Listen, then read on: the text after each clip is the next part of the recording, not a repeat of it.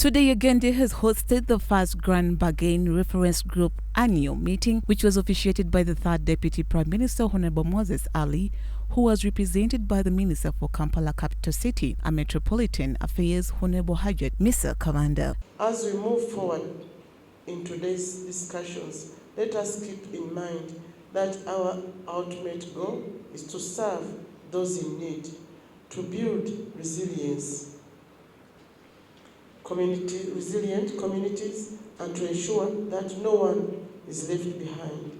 With these few remarks, I hereby declare the Grand Bargain country level meeting in Uganda officially opened. The minister revealed that the Office of the Prime Minister is ready and committed to effectively work with the international organizations in supporting refugees in Uganda and across other countries in terms of resources and funding. I've talked about everything inside there, and the presentation was by the Prime Minister. I've represented the third Deputy Prime Minister. He's in support of each and everything happening here. And as government, we have pledged that we are going to work with this team to work with it. We want them to work with us, and they should brief us. And after this meeting, they have to come back and meet us and see what has taken place. They give us their remarks and their resolutions as to what is going to take place after this. Yes, government also has this budget.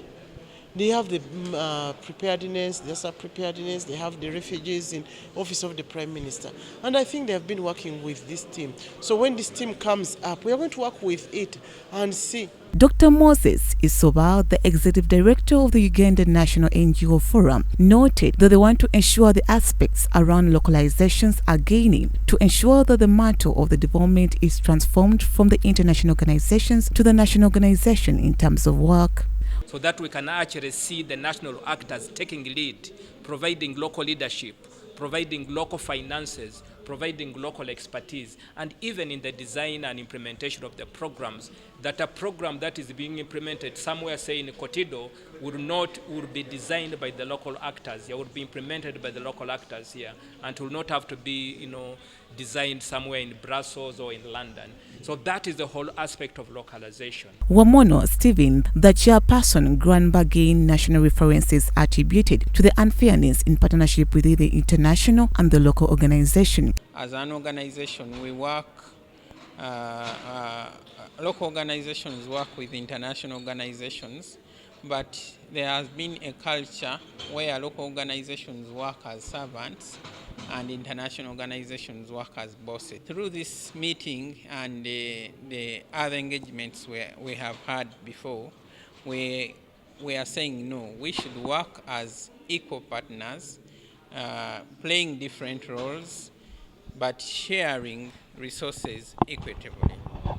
When you get funding, the funding should be shared reasonably well between the local and international organizations. He adds that there is improper funding to the local organizations with the big projects, which has over the time posed shortfall to the work output. The international organization picks $100,000 from the 1 million and collects 10 local organizations and gives them the 100,000 and says, share that and do the work. You're receiving 10% of the funding and you're doing 90% of the work. That is not quality funding. You're retained 90% of the funding and you're expecting me to do 90% of the work. That is unfair, not equitable, and not quality funding. It should be noted that the Grand Bargain was launched during the World Humanitarian Summit in Istanbul in May 2016. It is a unique agreement between some of the large donors and humanitarian organizations which have committed to get more means into the hands of the people in need and improve their effectiveness